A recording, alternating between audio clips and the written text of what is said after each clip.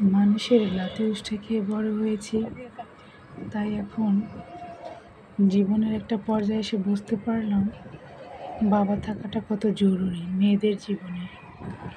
বাবাকে হারিয়েছি একদম ছোটবেলায়, যখন বয়সটা ছিল আবদারের, তখন দাঁড়াতে হয়েছে সত্যের মুখোমুখি, কঠিন বাস্তবতার মুখোমুখি।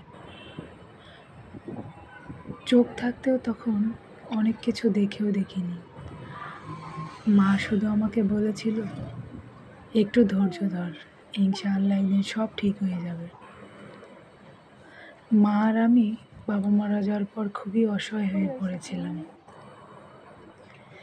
ভাই বোন আরও থাকলেও যে যার মতো ভালোই ছিল। আমি ছিলাম তখন খুব ছোট। মা আমাকে নিয়ে বড় অসহায়ত্বে জীবনযাপন করেছিল। একটা পর্যায়ে এরকমও গিয়েছে, একবেলা খেয়েছি আর একবেলা না খেয়ে থেকেছি। কারো কাছে কোনো দিন অভিযোগ করিনি। কোনো আত্মীয় স্বজন বা শুভাকাঙ্ক্ষী কেউই তখন পাশে ছিল না। শুধু দিনরাত ধৈর্য ধরেছি। মা শুধু বলতো, ধৈর্য ধর। মায়ের দোয়া আজকে পূরণ হয়েছে। আলহামদুলিল্লাহ, জীবনকে এখন উপভোগ